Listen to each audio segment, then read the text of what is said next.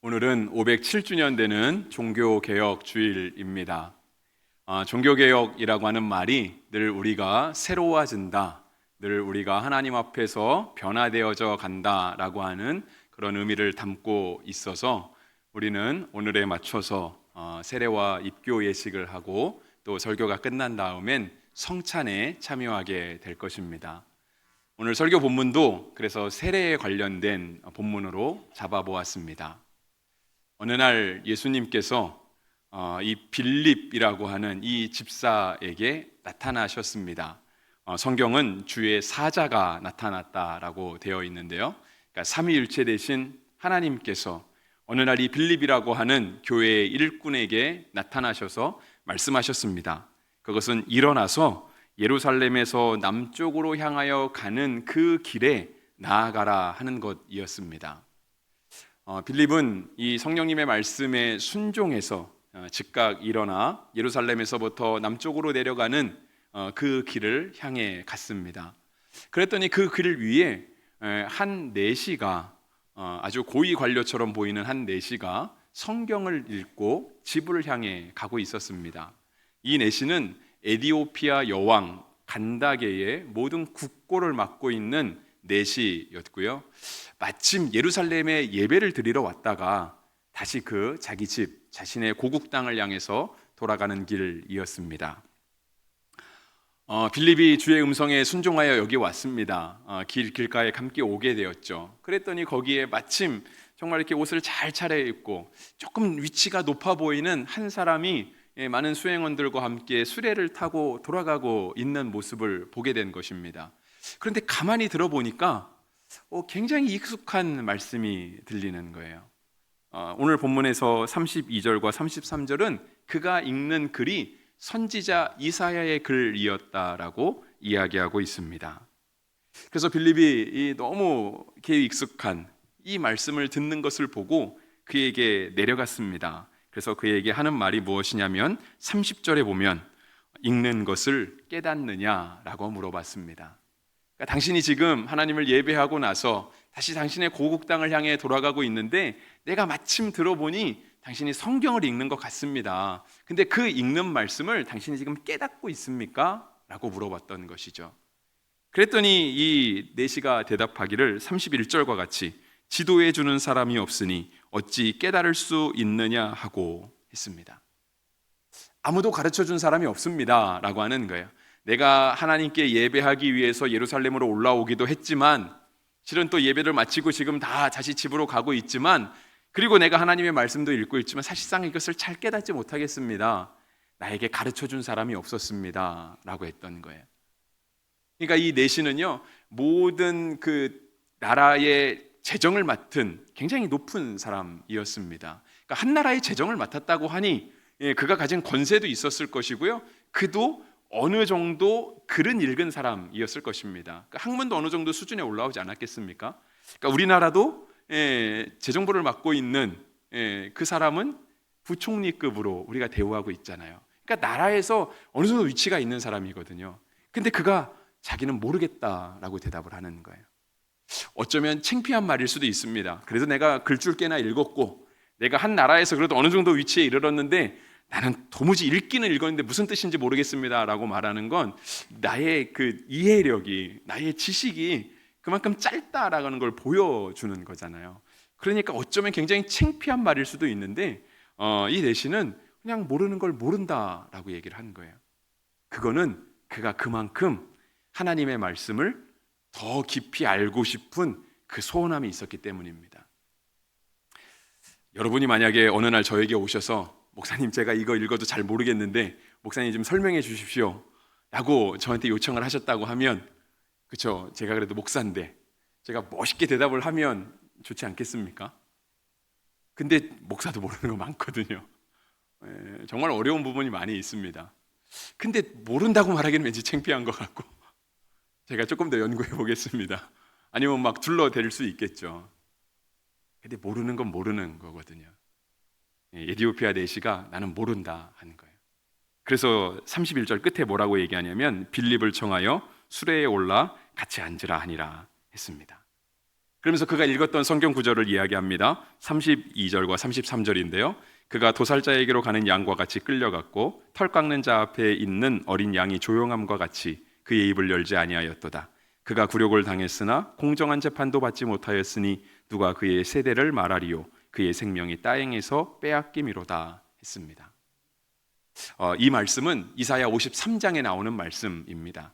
이사야 53장은 우리가 사순절과 고난주간에 자주 보는 말씀입니다.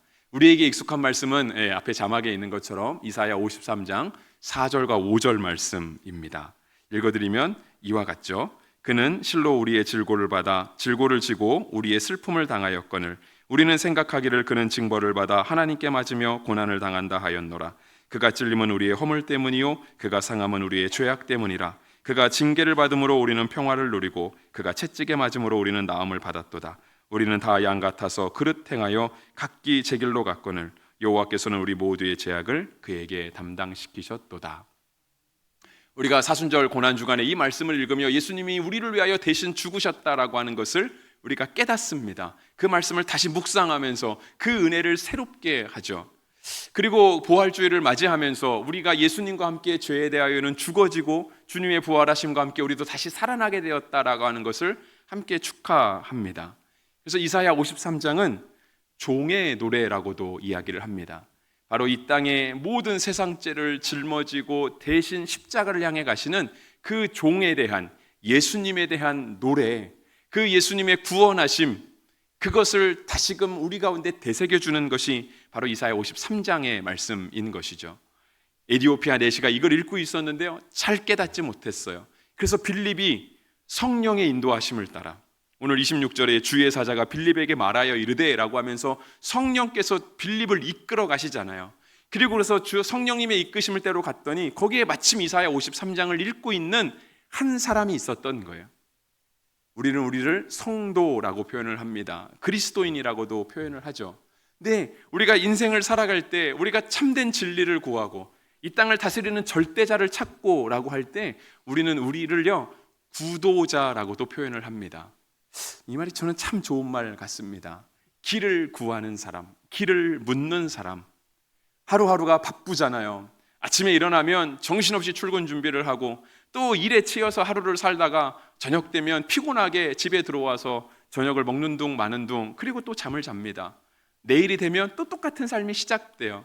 우리의 삶에서 과연 이 땅에 진리가 있을까? 이 땅을 다스리는 창조하신 절대자가 있을까? 잘 생각해 보지 못하는데 그런데 인생을 살아가다 보면 누구나 한 번쯤은 그 참된 진리, 이 땅을 창조하고 다스리는 사람은 어디서부터 와서 어디로 가는가를 한 번쯤은 생각하게 돼 있다고 하는 거죠. 근데 그렇게 길을 구하고 찾는 한 구도자를 빌립이 만나게 되는 거예요. 근데 그가 마침 예수님에 대한 글을 읽고 있었던 겁니다. 성령이 빌립을 데리고 가셔서 그 말씀을 자세히 풀어주게 하시죠. 그래서 36절에 보시면 빌립이 입을 열어 그 글에서 시작하여 예수를 가르쳐 복음을 전하니, 이 내시는 예수님에 대한 이야기를 듣게 된 겁니다. 신앙이 전혀 없지 않았습니다. 그는 예루살렘에 예배하러 오기까지 하나님을 향한 열정을 가지고 있는 사람이었습니다. 그런데 그러한 자에게 예수님에 대한 이야기, 복음에 대한 이야기를 성령님께 이끌려 지금 빌립이 다시 전해주고 있는 것입니다. 오늘 우리는 세례를 했습니다. 그래서 오늘 설교 제목도 그 다음에 있는 36절의 말씀처럼 세례 받음에 무슨 거리낌이 있느냐, 세례의 거리낌이 있느냐로 설교 제목을 잡아보았습니다. 여러분, 세례를 받은 우리에게는, 물론 우리 여기 계신 분들은 대부분 다 세례를 받으셨을 거라 믿습니다. 그리고 아마 몇몇 분은 아직 세례를 받지 않으셨을 수도 있습니다. 물론 오늘 세례를 받으신 분도 있고요. 우리가 세례를 받았다라고 하는 부분에서 우리가 반드시 기억해야 될 건 뭐냐면 바로 예수님을 향한 이러한 신앙의 고백이 있어야 됩니다. 흔들리지 아니하는 신앙의 고백. 우리가 세례를 받았다는 건 바로 그거를 표하는 거예요. 내가 세례를 받음으로 말미암아 어디 가서 나는 기독교입니다, 종교론에 가서 이렇게 쓰는 사람이 아니라 나는 예수님과 함께 죽은 사람입니다. 그리고 내가 예수님과 함께 새롭게 살아나게 된 사람입니다. 이거를 고백하는 거예요. 종교개혁주일이잖아요. 개혁해야죠. 어떻게 개혁할까요? 주님께 한 걸음 한 걸음 나아가는 거예요. 우리가 지금까지도 주님께 나아왔지만 내가 더 주님께 나아갈 부분은 없는가? 내가 더 바꿀 것은 없고 내가 더 죽어질 것은 없는가? 내가 주님의 부활하심과 같이 새롭게 살아날 부분은 없는가? 늘 우리의 삶을 돌아보면서 주님께 한 걸음 한 걸음 한 걸음 이렇게 해서 나아가는 거죠. 오늘 찬양대 찬양 중에 제가 많은 가사는 기억하지 못하지만 기억합니다 라고 하는 가사, 기억합니다. 주님을 기억하는 거예요. 세례 받았잖아요. 그리스도인이잖아요. 주님을 기억하는 거예요. 예배당에서만 기억하는 거 아니고요. 삶의 자리에서 기억하는 거예요. 선택의 순간에 기억하는 거예요. 우리가 무언가를 결정하고 앞으로 나아가려고 할 때 그때 주님을 기억하는 거예요. 그러면 우리의 삶이 바뀌는 거죠. 참된 개혁이 거기서 일어나는 거예요. 그래서 우리가 세례를 받았다라고 한다면 반드시 이 고백이 있어야 돼요. 예수님을 향한 명확한 신앙 고백. 세상의 스파에도 흔들리지 아니하는, 사람들은 다 이렇게 생각하고 이렇게 결정해도 우리는 주님이 원하시는 대로, 주님이 기뻐하시는 대로 우리의 삶을 바꿔갈 수 있는 신앙의 고백이 늘 우리 가운데 있어야만 하는 것입니다. 이어지는 말씀에 보면 36절, 길 가다가 무리는 곳에 이르러 그 내시가 말하되 보라 물이 있으니 내가 세례를 받음에 무슨 거리낌이 있느냐 했습니다. 그러니까 예수님에 대한 얘기를 들었잖아요. 그러니까 내시가 자기 세례 받고 싶다 얘기한 거죠. 그랬더니 37절은 없음이라고 하는 단어가 있고요. 38절로 바로 이어집니다. 이에 명하여 수레를 멈추고 빌립과 내시가 둘 다 물에 내려가 세례를 받죠. 빌립이 세례를 베풀고 라고 되어 있습니다. 우리가 가진 성경에는 37절이요 없음으로 되어 있습니다. 그러니까 없는 거죠. 없는 건데 사실상 없음이라고 하는 구절이 37절에 있는 거예요.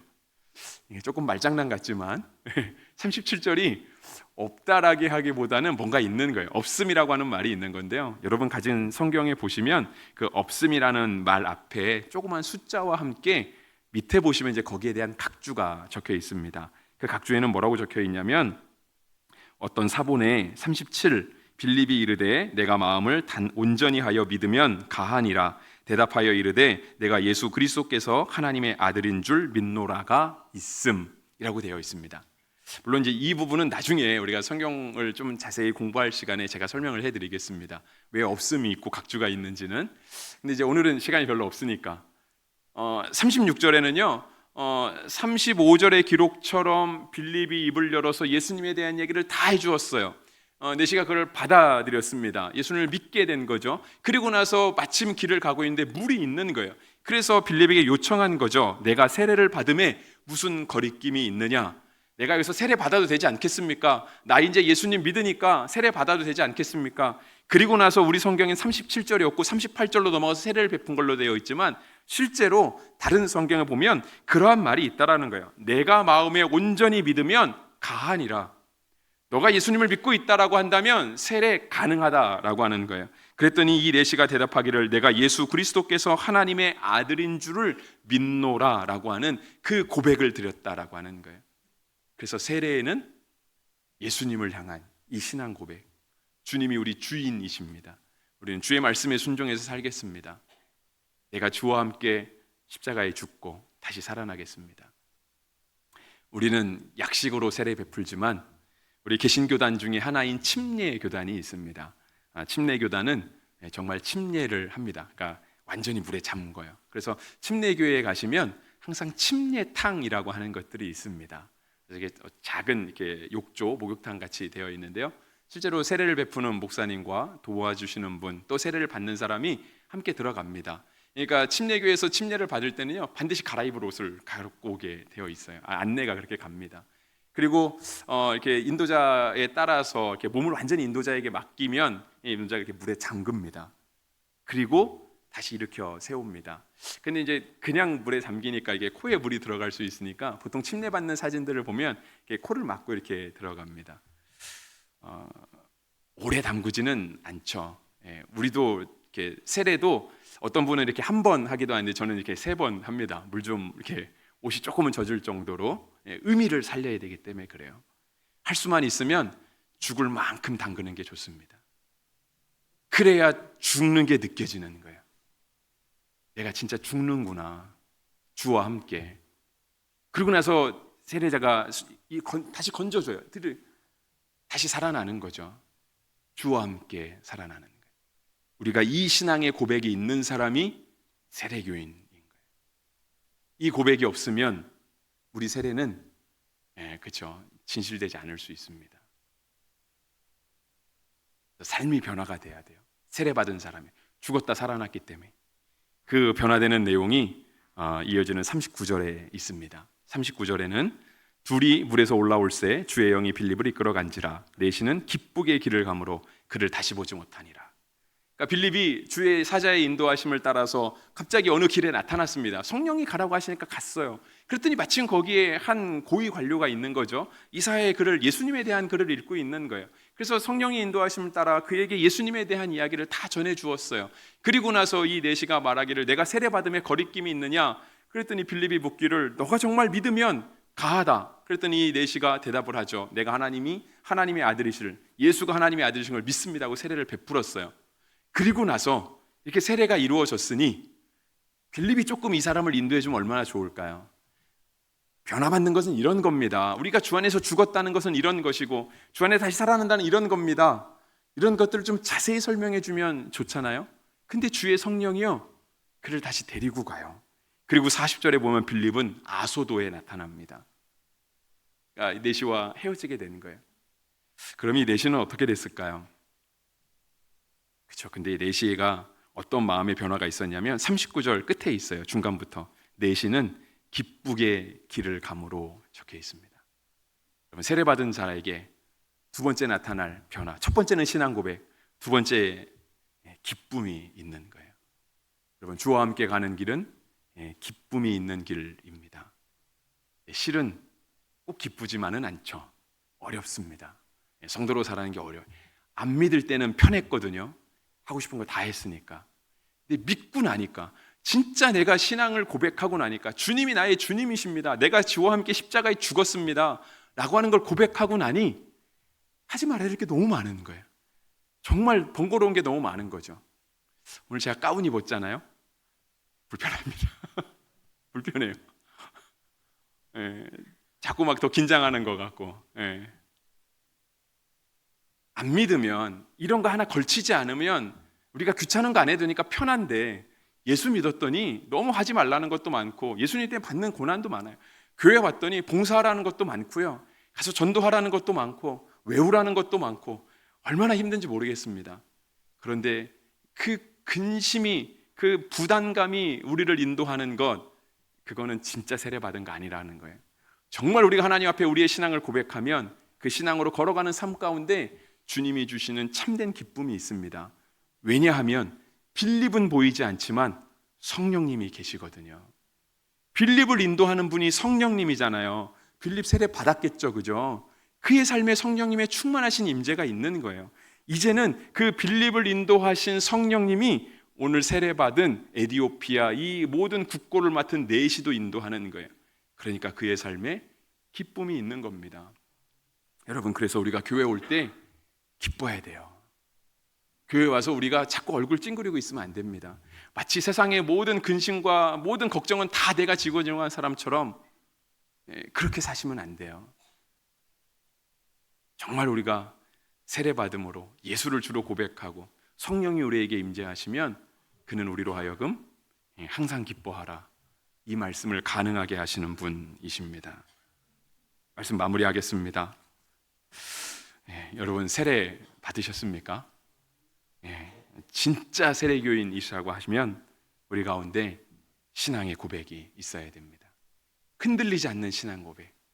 사람들이 어떻게 얘기하던 주님만 바라보고 주님께로 향해 가는 신앙의 참된 고백이 있어야 되고요.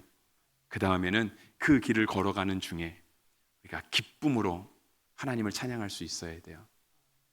하나님께 나와서 우리의 어려움은 기도할 수 있습니다. 우리의 어려움은 토로할 수 있어요. 왜냐하면 누구나 삶을 살아가는 건 어렵고 힘들기 때문에 그래요. 하지만 그 어려움과 힘듦이 우리를 주장하지는 못하는 거죠. 우리를 주저앉게 하지는 않는 거예요. 도리어 그것으로 인해서 더욱더 주님을 찾게 되고 주님이 함께 하심으로 말미암아 고난 중에도 즐거워하는, 성도의 참된 삶을 살아가는 중에도 늘 기뻐하고 감사할 수 있는 그런 은혜가 바로 진짜 세례교인에게 있는 겁니다. 여러분 세례하면 우리는 물로 했잖아요. 근데 성경에 보면 맨날 얘기하죠. 불세례 받아야 된다고. 주님 안에 흔들리지 않는 신앙의 고백과 성령님의 동행하심으로 기뻐하는 삶, 그것이 불세례입니다. 그렇게 주님과 동행하게 되는 그런 은혜가 있기를 주 이름으로 축복합니다.